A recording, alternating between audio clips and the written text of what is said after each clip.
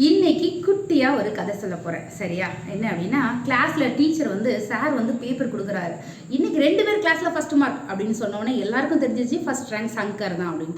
யார் அந்த 2வதா first rank வாங்கினது அப்படின்னு எல்லாருக்குமே ஒரே குழப்பம். ஆமாம், எப்பவும் போல் அன்னைக்கு சங்கர் ஃபஸ்ட் ரேங்க். ஆனால் சார் விளையாட்டா சொல்கிறாரு, ஆனந்தும் ஃபஸ்ட் ரேங்க். எப்படி தெரியுமா? கீழே இருந்து மேலே ஃபஸ்ட் ரேங்க் அப்படின்னு சொன்னோடனே கிளாஸே கைத்தட்டி சிரிக்க ஆரம்பிக்குது. ஆனால் சார் சொல்கிறாரு, அவன் அடுத்த தடவை கண்டிப்பாக மேலேருந்து ஃபஸ்ட் ரேங்க் வாங்குவான், நீங்கள் வேணால் பாருங்களேன் அப்படின்னு சொல்றாரு. ஆனந்துக்கும் ஒரே சிரிப்பா போச்சு. நம்ம எப்படிடா மேல இருந்து ஃபர்ஸ்ட் ரேங்க் வாங்க முடியும் அப்படின்னு. உடனே சார் அந்த ஆனந்தை கூப்பிட்டு பேசுறாரு, தம்பி நீ இனிமா அந்த ஃபோன் எப்போ பாரு நோண்டிகிட்டே இருக்கல, அந்த ஃபோனை தூக்கி தூர போட்டுரு.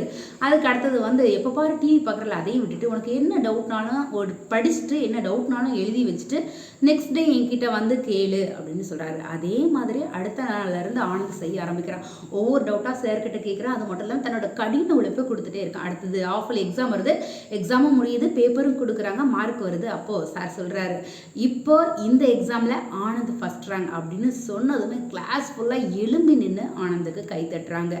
ஏன் அப்படின்னா அவனோட கடின உழைப்பு அந்த அளவுக்கு இருந்தது. கடின உழைப்பு அப்படின்னு சொல்கிறதையும் தாண்டி ஆசிரியரோட அந்த ஒரு ஊக்குவிக்கிற பழக்கம் அந்த ஆனந்தை ரொம்பவே மேலே கொண்டு வந்தது அப்படின்னு சொல்லலாம். ஏன் இன்னைக்கு இந்த கதையை சொல்லிட்டு இருக்கேன் அப்படின்னா, நாளைக்கு ஆசிரியர் தினம். அதாவது குழந்தைங்களோட வளர்ச்சிக்கு முக்கியமாக உறுதுணையாக இருக்கக்கூடிய ஒவ்வொரு ஆசிரியர்களுக்கும் ஆசிரியர் தின நல்வாழ்த்துக்கள்.